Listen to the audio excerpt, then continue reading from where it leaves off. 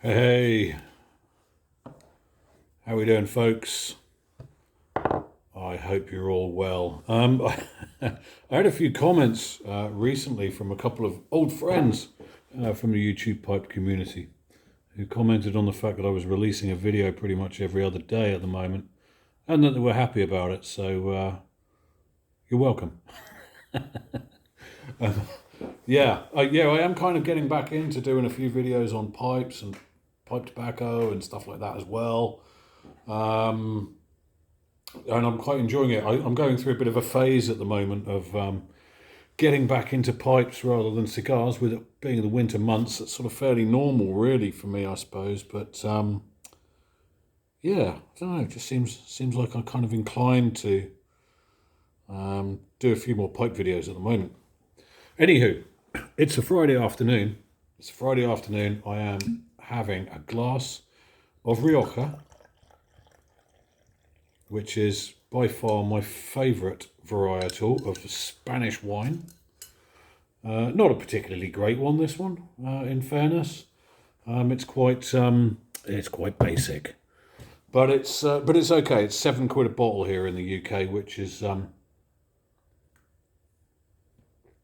tolerable.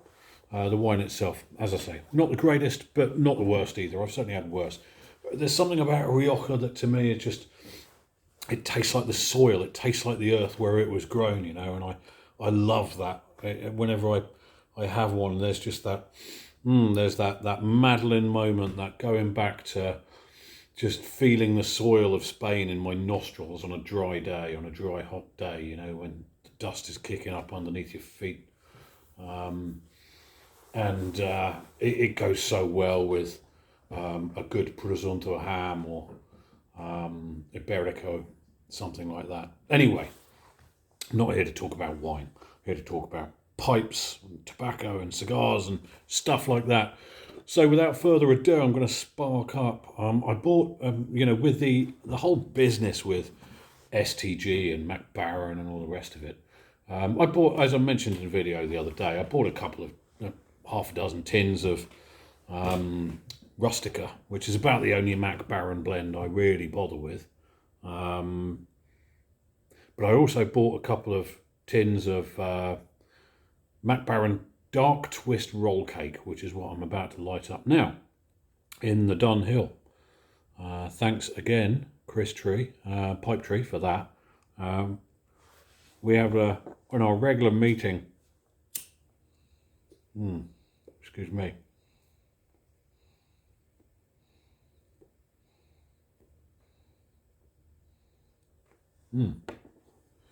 Oh, I've just realised I don't have a tamper with me. That's no good.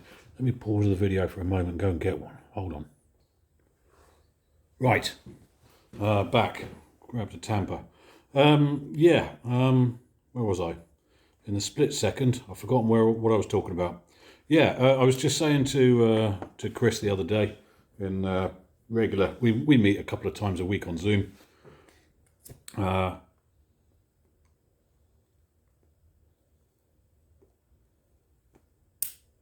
And I have to say, I said to Chris at the time that I'm enjoying smoking this Dunhill so much.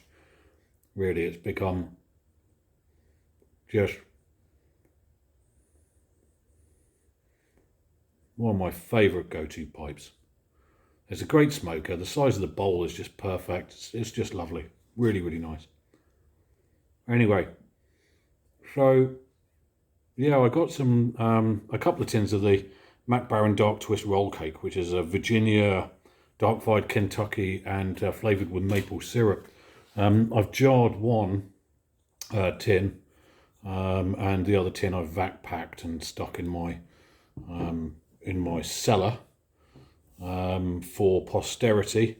I'm hoping, actually, I've never cellared this stuff. To be honest with you, I've had it a couple of times and I quite liked it, if I recall. So it was just a bit of a whim that I bought it. It's certainly not something I would ordinarily buy, but I'm kind of looking at it and I'm hoping that the tin that's in the cellar, and if I leave this one in the jar long enough, all of that sort of bright Virginia will start to go really, really dark. Oh, that's my phone. Just to turn off notifications on that. So, yeah. Silent sounds, there we go. Yeah, so anyway, change of scenery. I'm inside my house, and that's because the missus is away.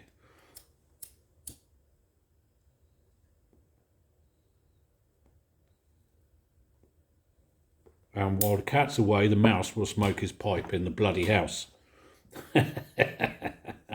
But seriously, yeah, I mean, in fairness, usually the door's open and the windows are open, even in the winter time. I generally tend to live with kind of like the outside inside, really, as much as I can. But I've got the wood burner on behind me, and I figured I'd do a video this evening whilst I'm sitting here in the comfort of a chair and the warmth of the wood burner, just for a change. She's not back for another 5 or 6 days, so plenty of time to air the house out. And in any case, the blend that I'm smoking, the Dark Twist Roll Cake, has a nice redolence. So hopefully, I don't know, I personally anyway really like it. Sometimes when you just get a bit of pipe smoke fragrance in the house, it's beautiful to me. But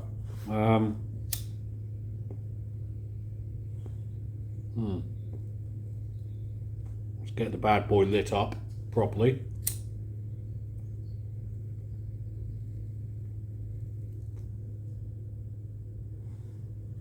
There we go. Just blow a bit of smoke away from the camera. Yeah, interesting blend, this one. Nice one. First time I've had it in a lot of years. This is the first bowl.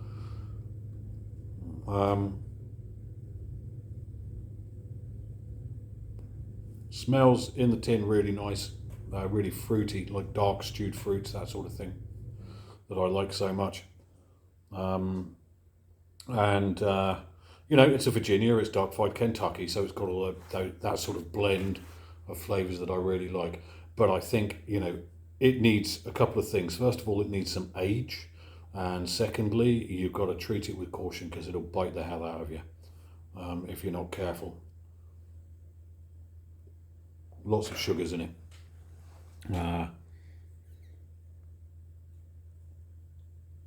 But as I said, I'm smoking it now because even though she's not back for another 5 or 6 days, and it has a nice room note to it, she has got the olfactory senses of a bloodhound, and will know that I've been smoking in the house. So I'd rather, when I get busted, that it's something that smells nice and not Latakia or something like that.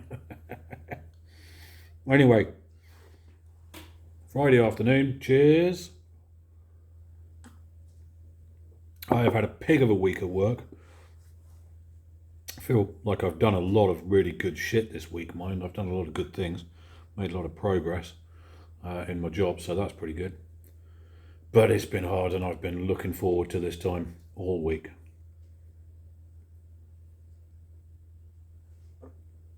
Well,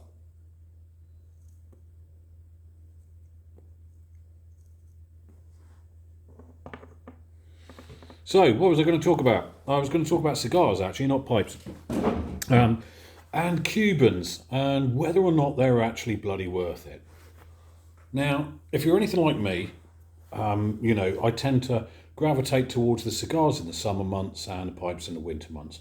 And that's not exclusive. You know, I mix it up a bit. There's no set pattern or anything like that, but it's just the way it kind of tends to work. Now, I get most of my cigars from, well, pretty much all of my cigars, with some notable exceptions, which maybe I'll go into in a moment, from abroad. Usually when I'm travelling for work, or you know, I might buy the odd box from Esteval's or something like that. And without exception, I buy New Worlds. I will buy Nicaraguan, Dominican Republic, that sort of stuff. I don't buy Cubans. And it's not because I don't like Cubans, because I do. But the consistency issues with Cubans versus the price that you pay for them, to me, is just not a risk worth taking. it is not worth it. It's not worth it at all. Now, if you're wealthy enough to buy a box of Cohibas or something like that, well, good luck to you. Then if you're wealthy enough to pay that kind of money and find out that half of the cigars in the box are bloody plugged or not rolled properly or don't burn well, good luck to you. You're obviously doing far, far better in life than us mere mortals. Or you're one of my friends who runs a cigar shop, in which case, bloody good luck to you. But on that note, it was just something I was thinking about recently. It was over a year ago now. It was November the 1st, 2023. I went to a Cigar Launch event for this one here. This is the Por Laranaga number 47 UK release. It was released in the UK on November 1st, 2023. And I went to the launch event in Leeds at Cigars with our good friend Tim and his dad Stephen, who are Hermit Piper and Cobbett of the Shire, respectively. Excuse me. And a very good evening was had by all.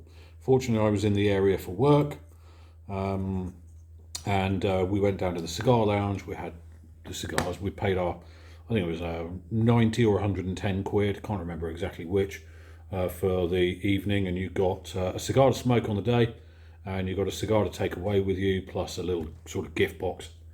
And you know, the little sort of usual stuff you get when you go to these sort of launch events. And it was nice, bloody brilliant. I was lucky that night. I had a really good cigar, really, really good cigar. Very, very much enjoyed it. And a great evening was had by all. Excuse me. Relighting here. But, this is a big but.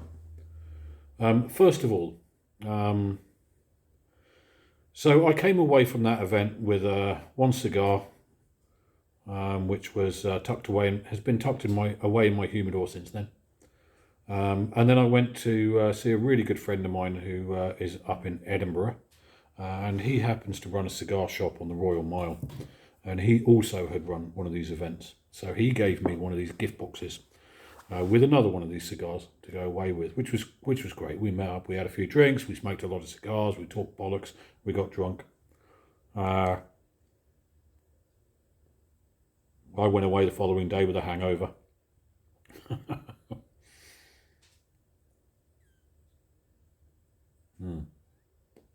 But I noticed on the evening of the launch event, first of all, that a guy, out of, I think there were about 10 or 12 of us that evening in the launch event in Leeds.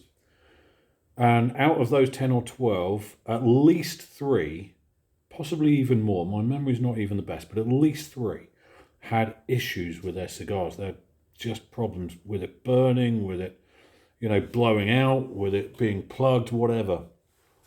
When you think about those statistics, that sort of,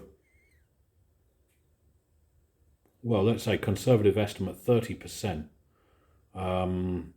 rate of failure, let's face it, at providing a good cigar.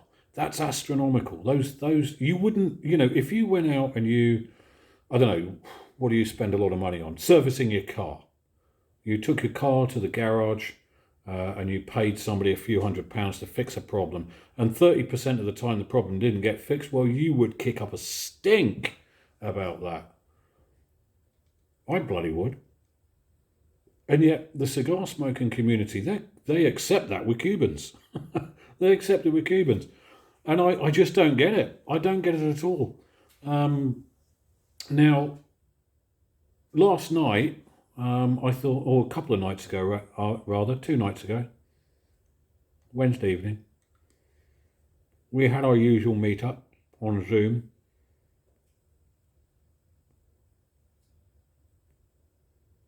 And Tim, Hermit Piper, was there, and Stephen was there, and Our good friends in the States, Ron, and Simon, Bosco, LCS Briars, he was there.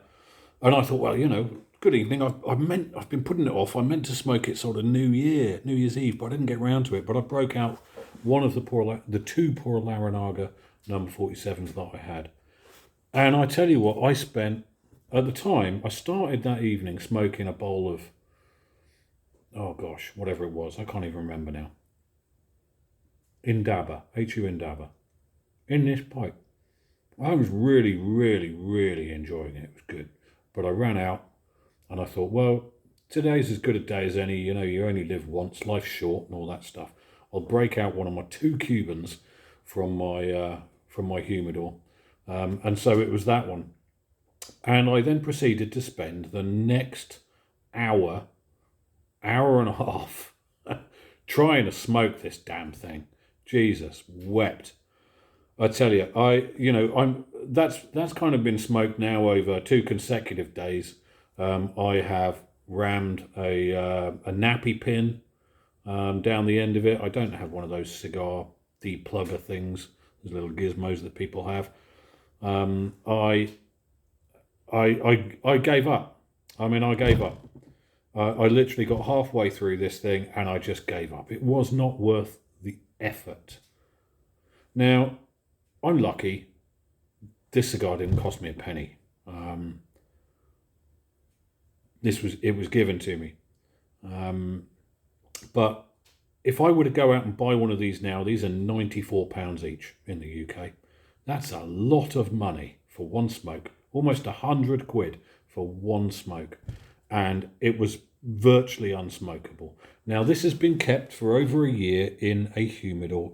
I have a good quality Adarini humidor. It's been kept at a perfect 68 degrees, 68% humidity consistently over all that time.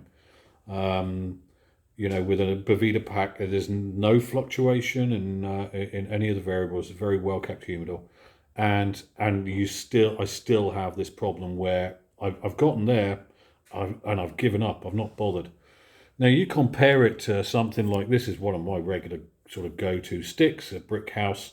Just actually one of the cigars that started my cigar journey. The cigar that started my cigar journey. This is just a Brick House Corona Lager. These are cheap in the UK, and if you buy them by the box from Esteval's, I think you pay about £100 for a box of 25, something around that. So for the price of a whole box of 25 of these, which I never, ever, ever have a problem with, you can buy one of these and can't smoke the damn thing. Now, are they worth it? Occasionally you get, I say occasionally. I've smoked a lot of really good Cuban cigars, don't get me wrong. By far and away, one of the nicest Cuban cigars I've smoked in recent times has been the, what was it? Trinidad. Oh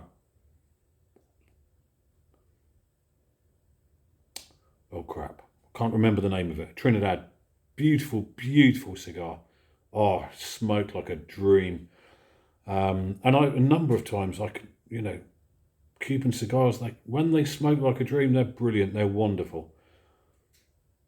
But as a consumer, if you're shelling out money on these things, is it really worth it? I'm not entirely sure it is. If you're a regular Joe like me, I'm really not sure it's worth the money. And it's a real shame. It's a real, real shame. I've got one of those cigars, one of these Paul Aranagas left in my humidor, which I don't intend to smoke for a good couple of years now. Like I say, I had two. I smoked one. The other one, going to give it at least another 3, maybe 4 years. But if I had spent money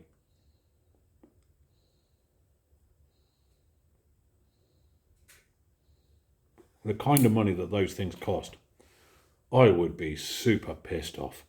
And the point is, I've never had that experience ever with a New World cigar. with one notable exception, and that was a foundation. I was going to say Fundador, but that's not. That's the Trinidad one, which was spectacular. But it's the the same Vitola as the Fundador, which I can't remember the name of. You'll have to forgive me.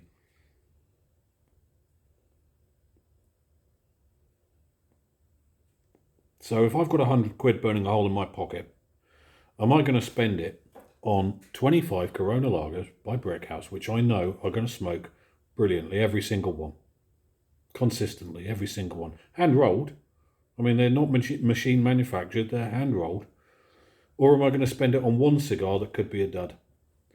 It's a no-brainer, isn't it? Anyway, you obviously do with your money what you do, but for me, it's just this sort of Cuban cigars to me.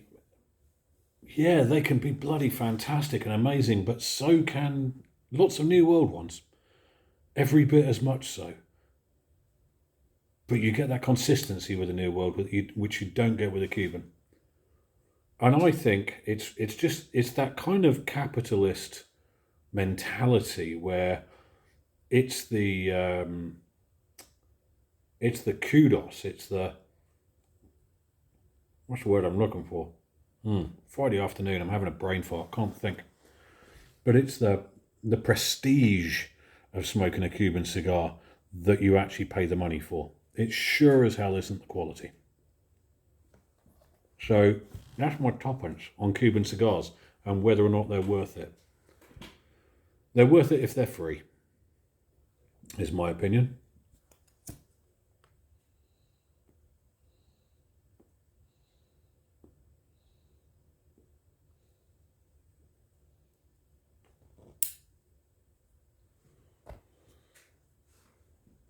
But yeah, I mean, I smoke a lot of New World cigars in the summer months.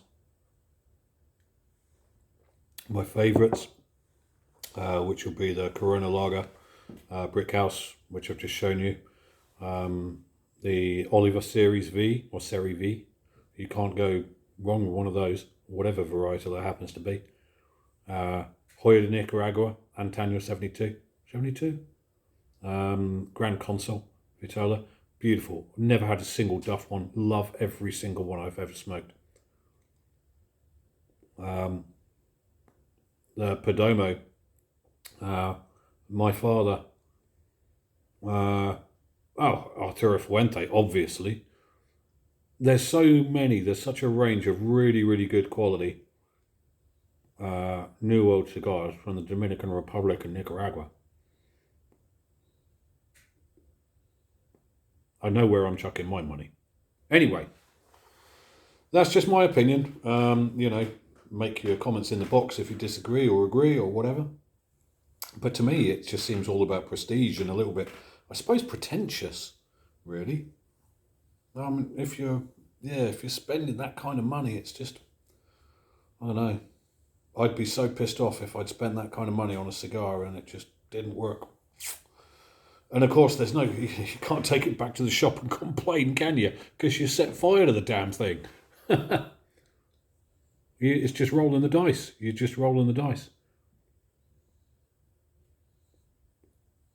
But anyway,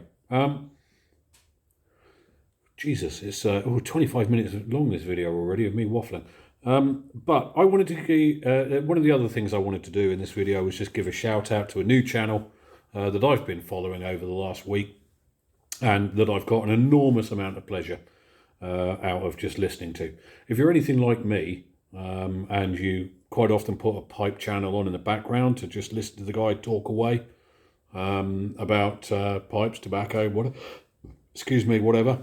There's a new guy on the scene, and it's really nice. I was saying this to the guys the other night. It's really nice to see some new people coming onto the YouTube sort of pipe scene, if you like, and especially so here in the UK, where there's so few of us. It's such a big thing in the States, but there's not many of us here in the UK who are doing it. But I will put a link in the bucket to his channel. He's called Not So Professional Piper. He's only got about 30 subscribers, 31 subscribers from today. And it's Friday, Friday the 17th of January. So I'm sticking his handle on here. Go and show him what the YouTube pipe community is all about. He's really, really good to listen to. I tell you, he does quite long format videos as well. Some of them are like 20, well, as long as this one's going to be, 20 minutes, half an hour. But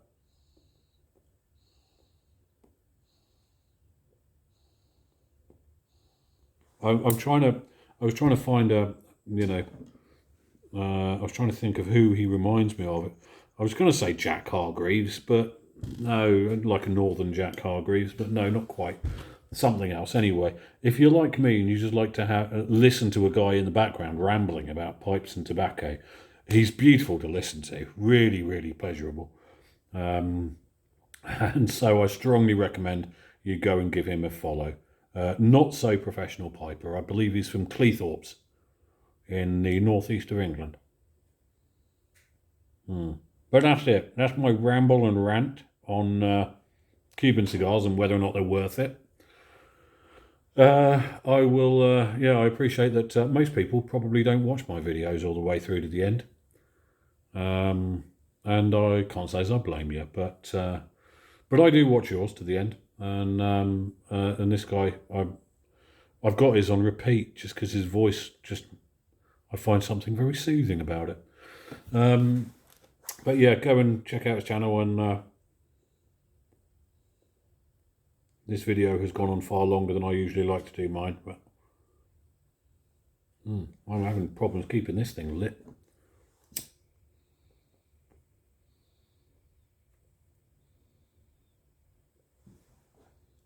It's always an issue when you have to keep relighting a pipe.